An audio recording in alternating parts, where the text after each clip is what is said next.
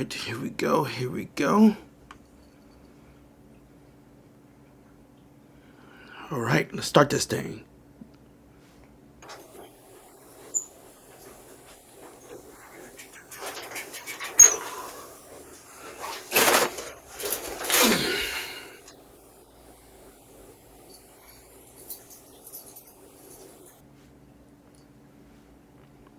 What are you doing here? Everything's in Xbox. I see. Just don't interrupt me while we're doing this, and let's start the show. I'm hungry, so let's finish this up so I can go eat. Greetings and salutations, Space Pirates. It is time again for another PlayStation Direct. I say PlayStation Direct, but they're actually called PlayStation State of Play. They had one earlier this morning, and it was a pretty good one. It was about 40 minutes, and not much other preamble. I didn't have a bingo card or anything like that, so let's just jump right into it. They open up nice and strong with Monster Hunter Wilds. I'm already playing Monster Hunter Wilds. I've been playing the beta. I played it most of Friday night, all the way until I fell asleep. You probably see some of that footage here. Yeah, it's a good time. We're ready for the full game in like 2 weeks, which goes right before Power Yakuza, which did show up. I'm sorry, right after Power Yakuza, which showed up later on in the direct as well. Then listen to this. No obstacle can stand in their way. Yeah. Shinobi had the greatest music back in the day, back when it was on the Sega, and it still has good music now. If this is the same Shinobi series, I couldn't really tell. It looks like it just has a good updated art style, and of course, the life bars on the mobs, that looks nice and clean. I don't know if they're supposed to be having this new Sonic racing game compete with Mario Kart 9 at all, but we saw it now, and it looks like more just like Sonic Diddy Kong Racing. So we'll see how that turns out when we get more info on that one. Something truly happy for me happened next. The Digimon Story series is continuing. We already got 2 games with Hacker's Memory and Cyber Sleuth, and now we're getting Time Stranger. So I'm like, hoo-wee. Let's do some more Digimon stories. They've been pretty good RPGs, but you gotta like Digimon a little bit and like an RPG. Then they let us know that Lost Subtle Side not only still exists, but it's coming, and coming soon, coming in May, in fact. So look forward to that one. It looks basically like it's just gonna be Devil May Cry versus 13, but through 16, as there seems to be also some Final Fantasy 16 elements that got thrown in that I'd never seen before, but now they're in the game. And then, like I said, they went over Like a Dragon, Pirate Yakuza, and man, that looks like fun. There's also gonna be a playable demo coming soon, but it may be PlayStation 5 only, so I don't think PC users are gonna get in on that. WWE 2K25 has a robust creator wrestler called The Island that gave me feels and hopes that VGCW could come back, but you never know.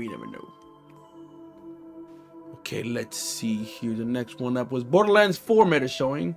I just go right on past that. Split Fiction meta story, but showing. But unless I have a second partner to play with that with.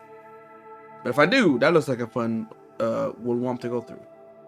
Now the Clay horror game, I believe it was called The Midnight Walk. I don't want to do horror, but that was pulling me in a bit. I'm not gonna lie. I was like, I want to know a little bit more about this world with the fire has been gone, but you have this little lamp that you fight and you go forward. I would keep my eyeball. That's in there. Turn it away. Apologize for the yawn. But that game also was coming out in May. There's a whole lot of May, including the Onimusha remake. I believe was also coming out in May. And I looked at this, was like, this looks like a maybe fun romp. I don't think I was able to play Onimusha 2 the first time through, so looking forward to it. Gave us a new look at Metal Gear Delta. It looks like Metal Gear Delta, but Metal Gear 3, but good. Or gooder, if gooder was the word. Liza P DLC made an appearance and everything's wintry. And also I think I may have seen 1 or 2 bosses that are for different fairy tales, but I wasn't very clear on it myself. I still will never finish Liza P because it started to hurt my hand a bit. StateOfPlay makes it to PC in June, and then they gave us updates on what the game catalog and the game classics are going to be getting soon.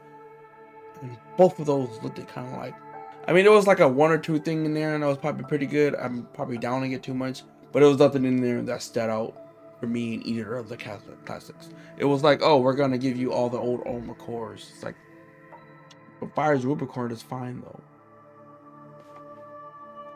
Lastly, we last up the show with something called Tides of Annihilation. Now, there was like another games around here, but this is the last one at the end of the game that stuck out. End of the show that stuck out to me. It gave me feels of Dark Souls, Bloodborne, and Castlevania Order of Ecclesia, all rolled into one. And I was like, I don't think that's what this is, but that's what it seems like. And I'm like, okay, I want to know a little bit more. That's what they showed. The whole thing went about 40-something minutes. I'd give it a B plus ish. It was pretty good. There was some stuff that I was like, yo, I'm gonna get in on that. And there was also some stuff that I was like, nah. That's why I don't do live anymore, because I spend half the time, other half the time, woohoo! It was not Mario.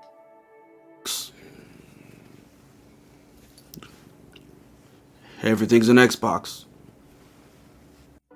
Alright, well, thank y'all for joining me on that today. I'm going to go get me something to eat and get some rest. I have people who are yelling at me to get more rest, but I like doing this better. Hopefully you guys are doing everything you guys like to do too. And stay warm. It's very, very wintry. And keep your HP above 0 by staying warm. That's what I meant to say. Yeah, that I did it right.